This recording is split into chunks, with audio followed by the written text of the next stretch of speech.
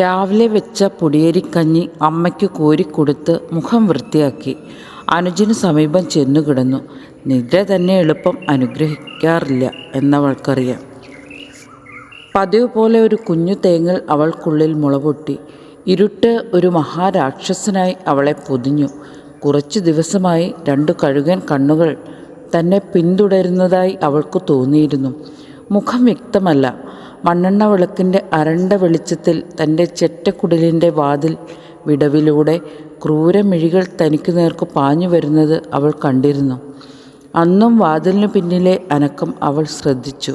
വാതിൽ പെട്ടെന്ന് തള്ളി തുറക്കാതിരിക്കാൻ അവൾ അതിനു പിറകിൽ ഒരു വലിയ ഉരുളൻ കല്ലും അതിനു മീതെ പഴയ സാധനങ്ങൾ കെട്ടിവച്ചിരിക്കുന്ന ഒരു ചാക്കുകെട്ടും വച്ചിരുന്നു. കുടിലിൻ്റെ വാതിൽ ആരോ തള്ളി മാറ്റുന്നതായി അവൾക്ക് തോന്നി. വായ്ത്തല പോയ തൻ്റെ കൊച്ചുമഴു അവൾ കൈപ്പിടിയിലമർത്തി. വാതിലിന് വിടവിലൂടെ ആഞ്ഞാഞ്ഞു വീശി. ഒരു തവണയല്ല, പലതവണ. ഒരലർച്ചയും നിലവിളിയും പുറത്തേക്ക് അകലുന്ന കാലൊച്ചയും അവൾ ശബ്ദമടക്കി ശ്രവിച്ചു. അവളുടെ ജീവിത സാഹചര്യങ്ങൾ അവൾക്ക് തീർത്ത അരക്ഷിതാവസ്ഥയെ ആവണി അതിജീവിക്കുകയായിരുന്നു. നിദ്ര അപരിചിതനായിരുന്നു.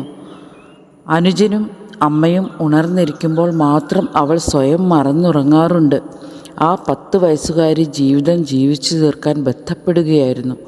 മനസ്സിൻ്റെ ധൈര്യവും ധാർഷ്ട്യവും അവളെ ഒരു ഉരുക്കു വനിതയാക്കുകയായിരുന്നു. പറ്റി വരണ്ട കണ്ണീർപ്പാടം അവൾ കിനാക്കൾ കൊണ്ട് ഉഴുതെടുത്തു. 2 ദിവസം കൊണ്ട് തന്നെ അനുജന് സുഖപ്പെട്ടു. പ്ലാസ്റ്റിക് പെറുക്കി വിൽക്കുകയായിരുന്നു അവൻ്റെ ജോലി. ജന്മദേശം അവർക്കില്ല.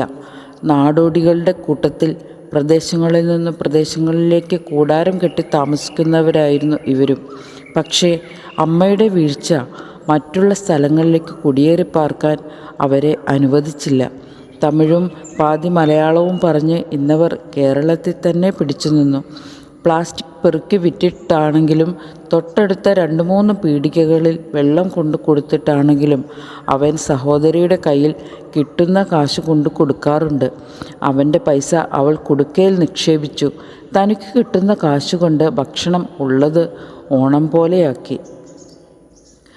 ആ വർഷം പെയ്തിറങ്ങിയ മഴയിൽ ആ കുടിലിൻ്റെ ഒരു വശം ചരിഞ്ഞു വീണു.